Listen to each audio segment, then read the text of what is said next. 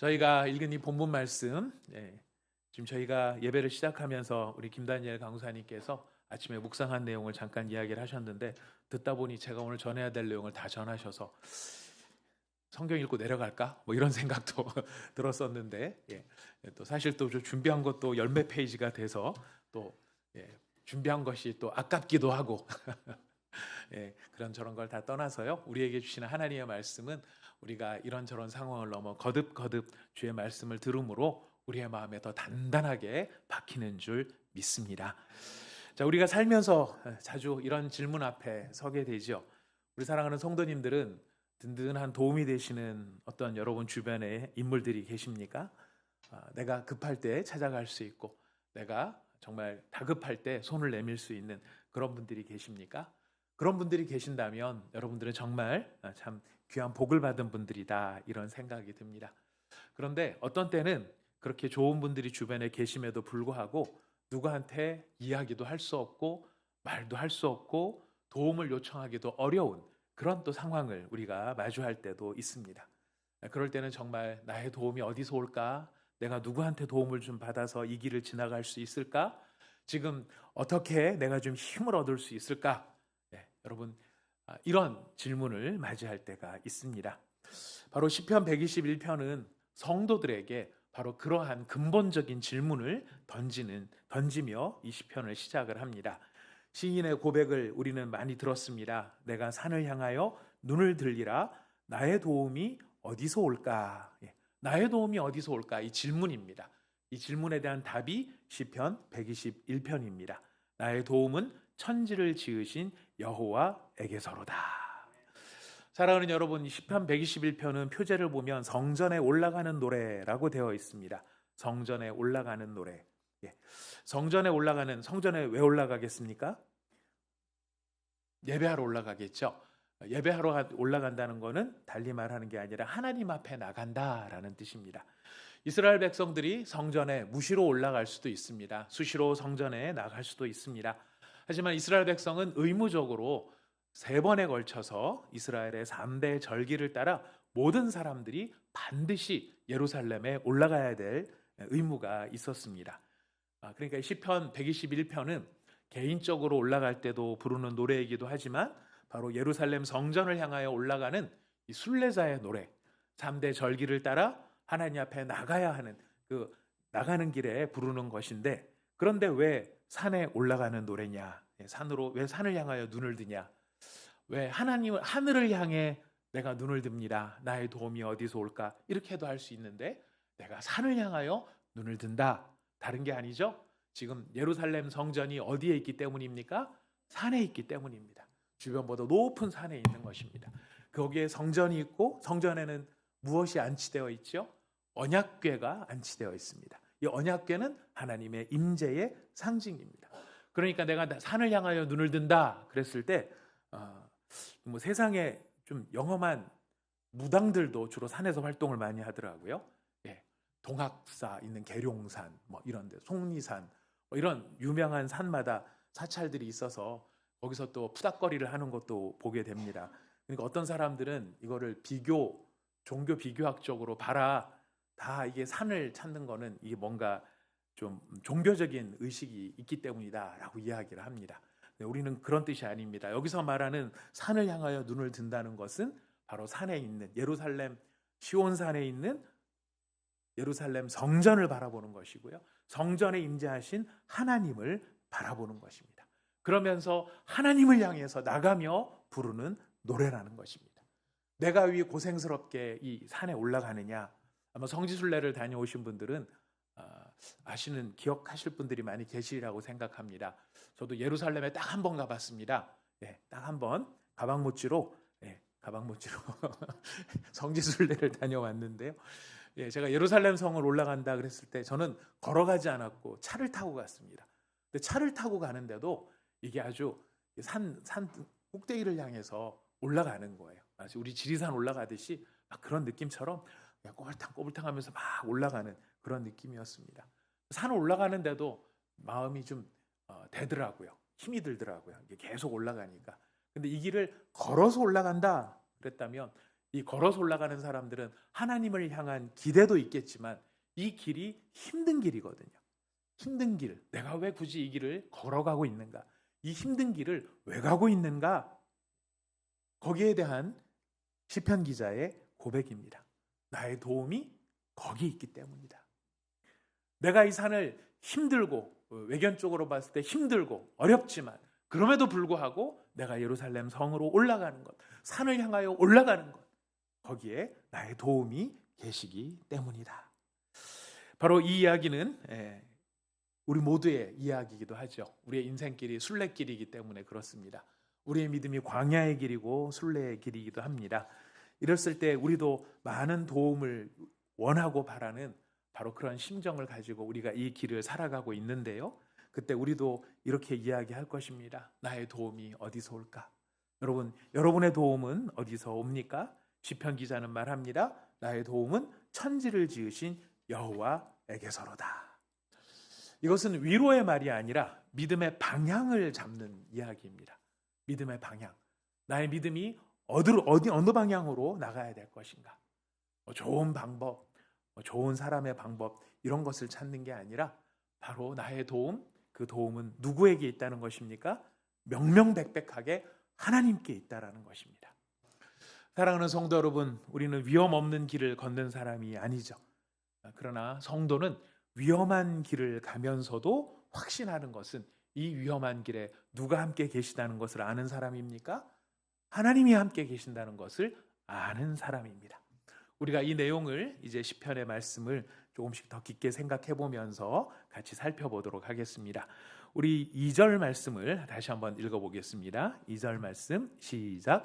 나의 도움은 천지를 지으신 여호와에게서로다. 우리가 어려움을 만날 때 우리가 민수기를 통해서도 말씀을 몇 번 드렸습니다. 우리의 문제는 문제보다 하나님이 더 큰데 우리는 하나님보다 뭐를 더 크게 본다고요? 문제를 더 크게 본다고요. 제가 왜 그럴까 생각을 해봤습니다. 왜 그럴까요? 왜 하나님보다 문제가 왜 더 커 보일까요? 혹시 생각해 보신 적 있으십니까? 왜 하나님이 더 큰데 왜 우리는 문제를 맞닥뜨리면 왜 하나님보다 문제가 더 커 보일까? 제가 오늘 말씀을 생각하다가 기가 막힌 인사이트를 얻었습니다.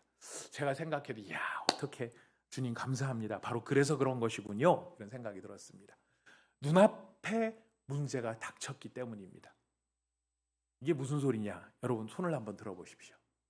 여러분 손을 들어 오른쪽 손이든 왼쪽 손을 들어서 여러분의 눈앞에 가져가 보십시오.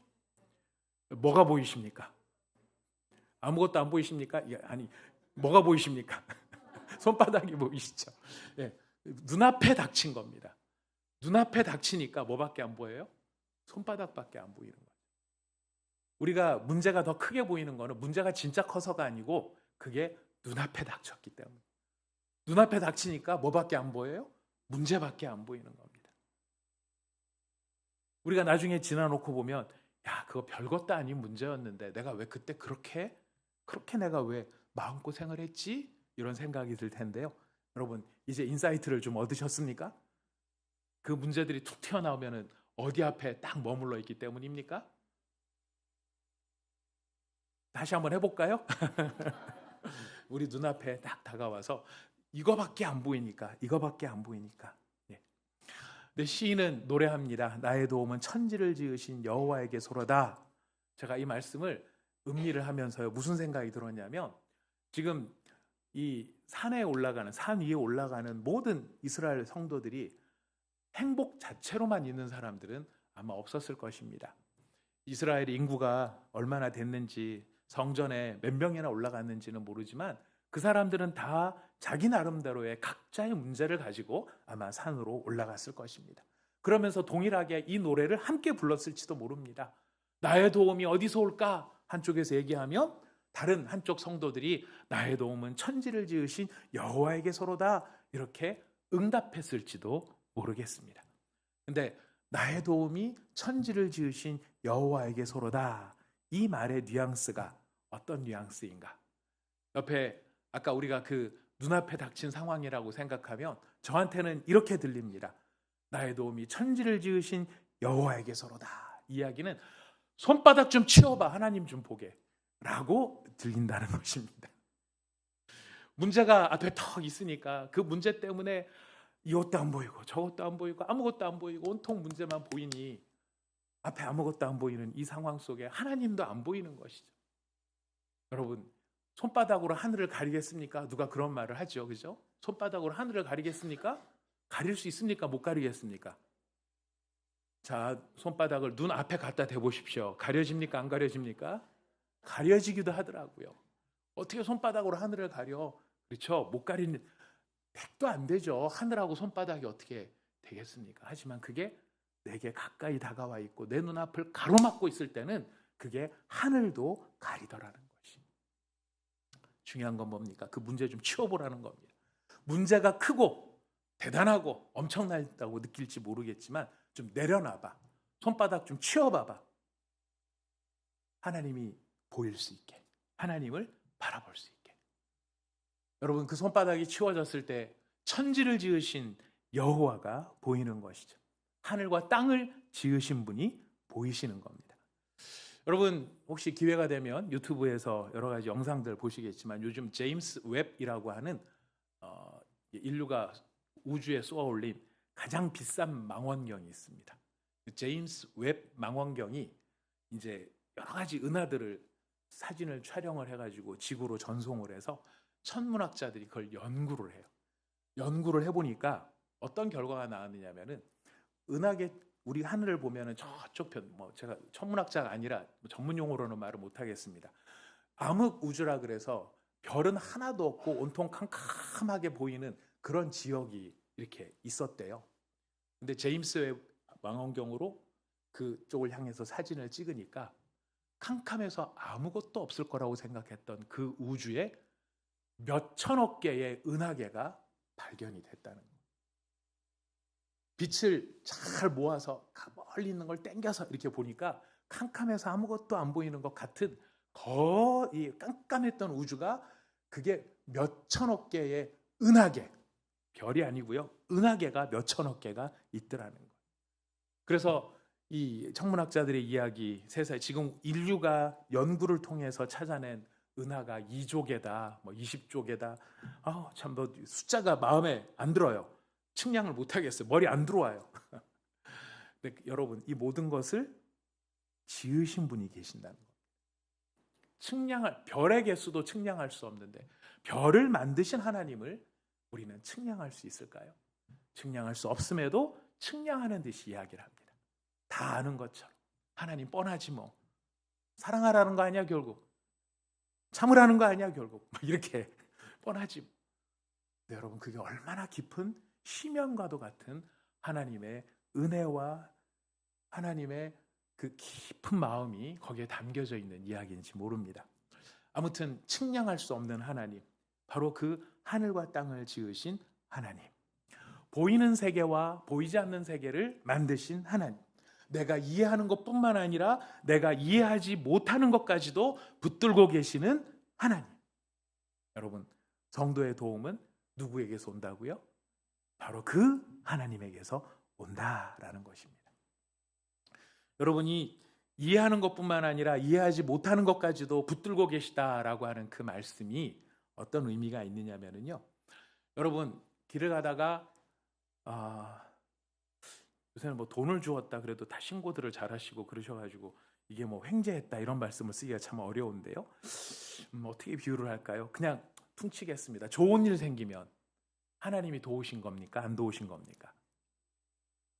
예. 그러면 나쁜 일이 생기면 하나님이 나를 도우신 겁니까? 안 도우신 겁니까? 이렇게 물어보니까 도우신 것 같죠, 그죠? 시편 121편의 믿음은 사실 우리가 그냥 일반적으로 생각하는 것보다는 사실 좀 더 깊은 의미가 있습니다. 단 하나님의 도움은요, 단순히 좋은 일만 생기게 하는 게 도움이 아니에요. 하나님의 도움은 모든 일 속에서 우리를 지키시는 겁니다. 여러분, 우리 시편 121편에 제일 많이 나오는 단어가 지키다라는 단어예요. 샤마르라고 하는 단어인데 지키다가 제일 많이 나와요. 하나님은 좋은 일을 주느냐 나쁜 일을 주느냐의 문제가 아니라 좋은 일, 나쁜 일을 포함한 모든 일 속에서 우리를 지키시는 것이 하나님의 일이라는 거예요. 여러분, 삶의 좋은 일에도 함정이 있습니다. 삶의 나쁜 일에도 복이 담겨 있을 수 있습니다. 여러분, 좋은 일이 늘 좋은 것만 주는 건 아니죠. 좋은 일이 많아지면 우리는 교만해지기 쉽고요. 좋은 일이 많아지면 우리는 이제 하나님 없이도, 하나님이 안 도와주셔도 살 것 같다. 하나님 통장에 한 100억 좀 넣어놨으니까 이제 좀 살 것 같다. 그런 복이 여러분들에게 있으시기를 바랍니다. 예, 근데 그게 꼭 좋은 일이겠느냐라는 거예요. 그쯤 되면 기도 안 해도 살 수 있을 것 같이 착각하게 한다는 것이. 형통함은 좋은 것이지만 형통함은 때로 우리의 우상이 될 수도 있고요. 사람들이 인정해주고 내가 성공하고 편안함을 누리는 것은 나의 영혼을 무디게도 만들 수 있다는 거예요. 하나님은 그때 우리를 지키신다는 겁니다. 반대로 나쁜 일이 생기는 것이 늘 나쁜 것만도 아니라는 것을 우리 성도님들은 알고 계실 겁니다. 아픔 속에서 우리는 하나님을 더 깊게 찾기도 하고요. 내가 막히는 때를 경험하면서 내 힘의 한계를 인정하게 됩니다. 맞습니다, 주님. 제 힘은 여기까지입니다. 제가 여기까지밖에는 못하는 사람입니다. 그런데도 제가 마치 모든 일을 다 할 것처럼 그렇게 교만하게 살았음을 인정합니다. 우리의 실체를 만나게 될 수도 있죠. 어떤 경우에는 상실을 경험합니다. 이 상실이 찾아올 때 비로소 우리는 영원한 것을 붙들게 됩니다. 눈물의 밤을 지나면서 우리는 하나님이 어떤 분인지를 새롭게 알게 되는 경우도 있더라는 겁니다. 그래서 성도에게 필요한 복은 무엇이냐? 좋은 일 많이 생기게 해주십시오. 여러분, 이게 복이 아니라요. 성도에게 가장 중요한 복은 좋은 일 속에서도 하나님을 잃어버리지 아니하고 나쁜 일 속에서도 하나님을 붙드는 것이 성도가 누릴 가장 좋은 복입니다. 가장 필요한 복입니다. 여러분, 이 복이, 이러한 복이 진정 저와 여러분에게 꼭 있기를 축복합니다. 좋은 일 속에 숨어있는 교만과 방심으로부터 우리를 지켜주시고 나쁜 일 속에 숨어있는 절망과 원망으로부터 우리를 지켜주시고 그래서 나의 도움은 천지를 지으신 여호와에게서로다. 이런 고백을 시인은 노래하고 있는 것입니다. 이제 3절로 가보겠습니다. 우리 3절 읽어봅시다. 시작. 여호와께서 너를 실족하지 아니하게 하시며 너를 지키시는 이가 졸지 아니하시리로다. 예, 졸지 아니하시리로다. 지키시는 자. 여러분, 이 지킨다는 말이 참 은혜롭습니다. 여러분, 지키는 게 있고요, 지켜보는 게 있더라고요.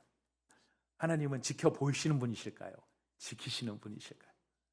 지키시는 분이래요. 지켜본다는 건 뭘까요? 멀리서 관찰하고 있는 거예요. 이게 지켜보는 거예요. 하지만 지킨다는 건 뭡니까? 가까이서 보호하시는 거예요. 하나님은 우리의 여정을 무심한 마음으로 저게 어디로 가나, 아이고 저 김 목사 저게 어디로 가나 하고 무심하게 바라보고 계시는 게 아니라는 것입니다. 하나님은 가까이 오셔서요, 우리의 발걸음을 붙드시는 분이라는 것이. 그래서 여호와께서 너를 실족하지 아니하게 하신다. 실족한다는 것은 여러분, 발을 헛디디는 것을 의미합니다. 순례의 길을 갈 때, 인생의 광야의 길을 갈 때 이런 위험이 많겠죠. 돌뿌리도 있을 수 있고 미끄러운 길도 있을 수 있고 어두운 길도 있을 수 있습니다. 그리고 심신이 지쳐서 피곤한 몸으로 터덜터덜 가다 보면 어느 순간인가 우리가 접질릴 때도 있습니다. 우리 인생이 이런 경우들이 있는 것 같아요. 여러분, 믿음의 길을 걷는다, 늘 평탄하지 않다는 것을 우리는 알고 있습니다. 믿음의 사람이 되어도 흔들릴 수 있습니다. 그럴 때 우리는 우리의 발이 넘어지는 건 아니지만 마음이 실족할 수 있습니다. 관계 속에서 사람한테 실망할 수 있고요, 말 한마디 때문에 그 사람 꼴도 보기 싫은 경우도 있습니다. 그리고 뜻대로 되지 않는 상황들 속에서 우리의 마음은 주저앉아 버리고 넘어져서 아파할 수도 있습니다. 자, 그런데 중요한 건 뭐냐면 이렇게 아파할 수도 있고 넘어질 수도 있지만 하나님은 자기 백성이 완전히 무너지도록 내버려 두지 않는다라는 것이. 비틀거릴 수도 있고 흔들거릴 수도 있지만은 여러분 아주 주저앉지 않게 하신다라는 것. 이게 뭐냐면 뭐와 같으냐면은요. 이 권투나 격투기를 보면은요. 특히 권투 이렇게 보다 보면은 이게 복싱 선수들이 참 저는 대단하다고 생각합니다. 그 3분 동안 링 위에서 정말 힘을 다해서 그리고 상대편의 움직임을 보면서 상대편을 맞추기 위해서 운동 경기 규칙을 따라서 열심히 하지 않습니까? 그럴 때 어떤 타이밍을 잘못 맞춰가지고 내가 상대편에게 공격하러 들어가다가 카운터 펀치라고 하죠. 들어가다가 얻어 걸리는 경우가 있습니다.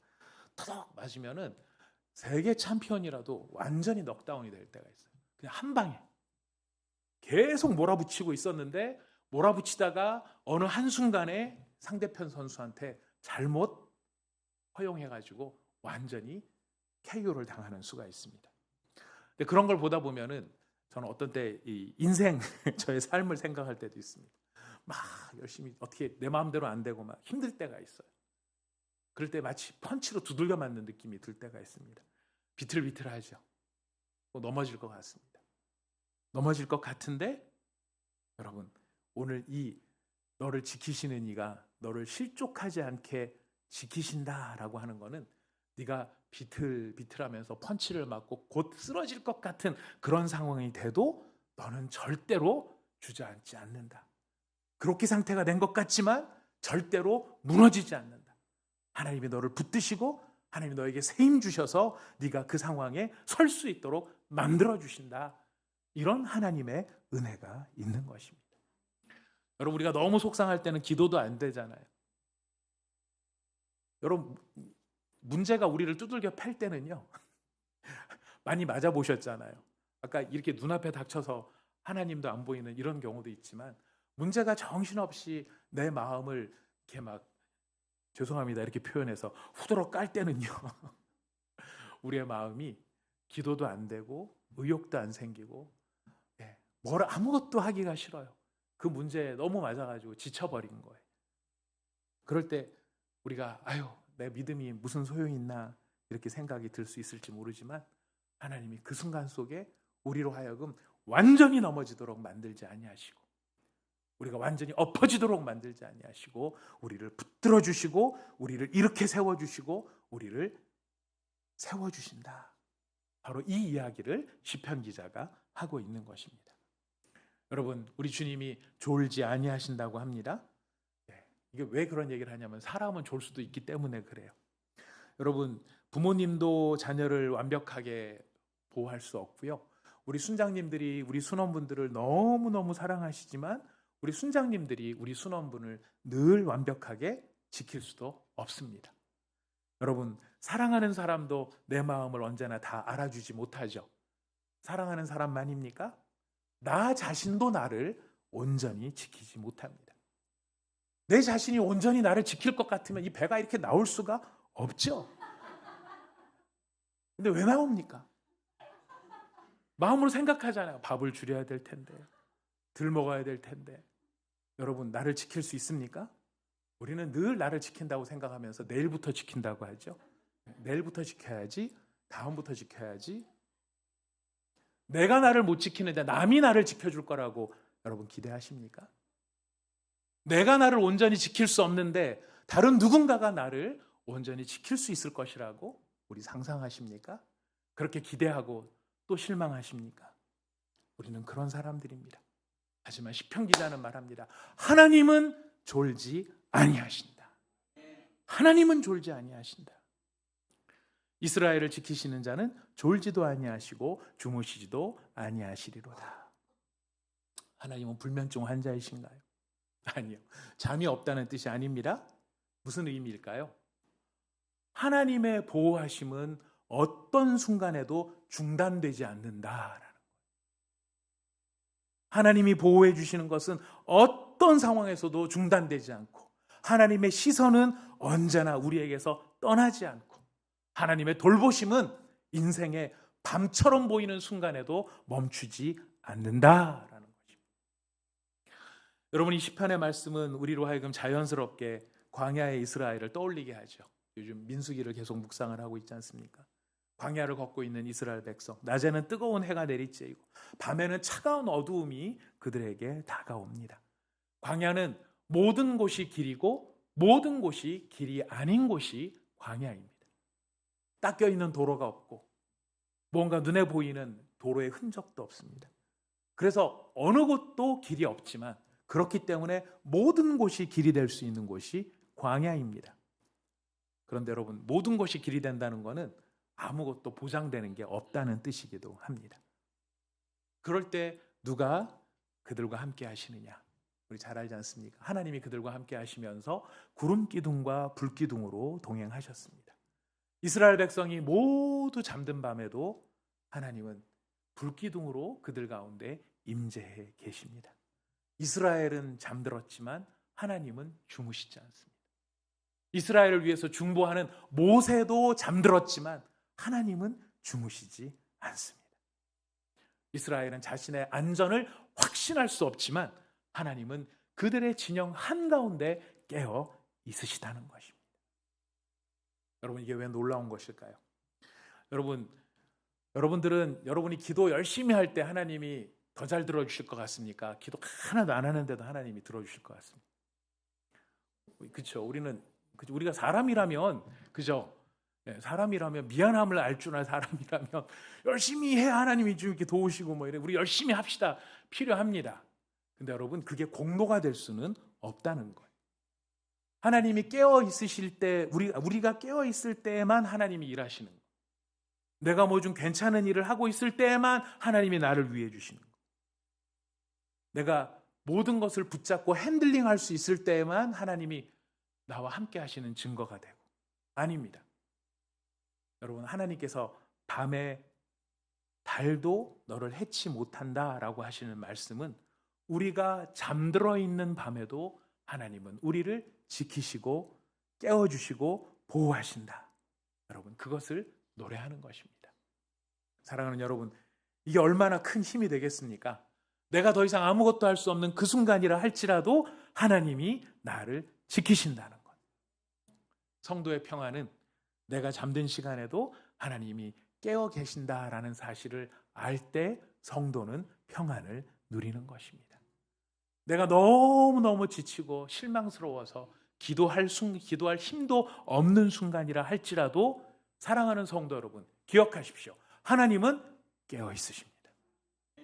하나님은 깨어서 지키시는 것입니다. 이제 우리 5절 6절 같이 한번 읽어보겠습니다. 5절 6절 시작. 여호와는 너를 지키시는 이시라. 여호와께서 내 오른쪽에서 내 그늘이 되시나니 낮에 해가 너를 상하게 하지 아니하며 밤에 달도 너를 해치지 아니하리로다. 사랑하는 여러분, 낮에도 밤에도 지키시는 하나님, 밝은 날에도 지키시고 어두운 밤에도 지키시는 하나님, 뜨거운 시간에도 지키시고 차가운 시간에도 지켜주시는 하나님. 여러분, 밤의 어두운 가운데 있는 불기둥, 앞에 있는 말씀과 여러분 결을 같이 한다는 것을 느끼게 되지요. 낮에도 밤에도, 좋은 일이 있을 때도 나쁜 일이 있을 때도, 힘든 순간에도 기쁜 순간에도, 내가 날아갈 것 같은 순간에도, 내 마음이 저 지하에 어느 동굴에 처박혀 있는 것 같은 순간에도 하나님께서는 우리를 보호하시고 인도하신다라는 것을 시편 기자는 다시 한번 이야기하고 있습니다. 그러므로 우리는 기억해야 됩니다.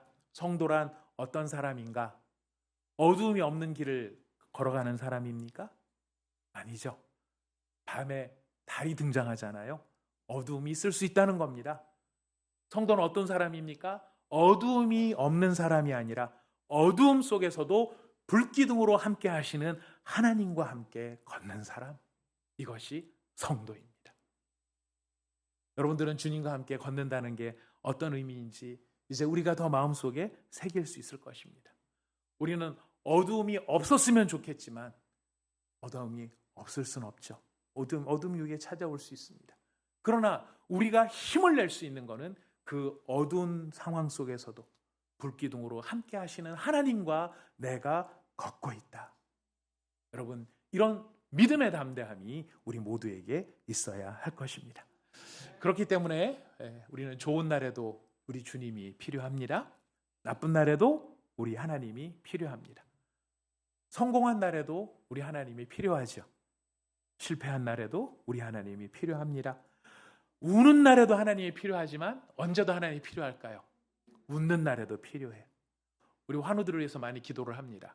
건강하지 못한 날에도 하나님이 필요하지만 기억해야 됩니다. 우리는 건강할 때에도 하나님이 필요합니다. 이 모든 상황에 하나님이 우리를 지켜주셔야만 하기 때문에 그렇습니다. 그러므로 우리 이제 이렇게 기도했으면 좋겠습니다. 기도문입니다. 기도문. 네, 주님, 이 좋은 일이 저를 교만하지 않게 하여 주시옵소서. 이 형통함이 주를 잊어버리지 않게 하여 주시옵소서. 이 기쁨 속에서도 제 마음을 지켜 주시옵소서. 나쁜 일 앞에서도 우리는 이렇게 기도할 수 있죠. 주님, 이 어려움이 저를 절망 가운데 가두지 않도록 지켜주십시오. 이 아픔이 원망으로 굳어지지 않도록 제 마음을 지켜주십시오. 이 인생의 밤속에 담겨있는 은혜를 깨달아 알 수 있도록 저를 지켜주십시오. 시편 기자의 이 모든 상황 속에서 이렇게 하나님께 지켜주십시오라고 말할 수 있는 이 마음의 확신이 우리 모두에게 있는 성도의 소망입니다. 이런 소망이 있기 때문에 시편 기자는 마지막으로 이렇게 결론을 맺습니다. 우리 같이 7절 8절 읽어보겠습니다. 7절 8절 시작. 여호와께서 너를 지켜 모든 환난을 면하게 하시며 또 내 영혼을 지키시리로다. 여호와께서 너의 출입을 지금부터 영원까지 지키시리로다. 아멘. 자, 여기 중요한 표현입니다. 너를 지키시는데 결론적으로 뭐를 지킨다라고 말씀하고 계시죠? 너의 영혼을 지킨다. 우리는 가끔 하나님이 내 환경을 지킨다는 것은 이해를 합니다. 좀 주변이 잘 돌봐지고 이런 것들을 좋아합니다. 그러나 하나님은 우리의 환경만 지켜주시는 분이 아니고요. 사실 더 중요한 걸 지켜주십니다. 뭘 지켜주십니까? 우리의 영혼을 지켜주시는 거예요. 때때로 환경이 무너지면 우리는 다 끝났다고 생각합니다. 하지만 정말 중요한 건 영혼이죠.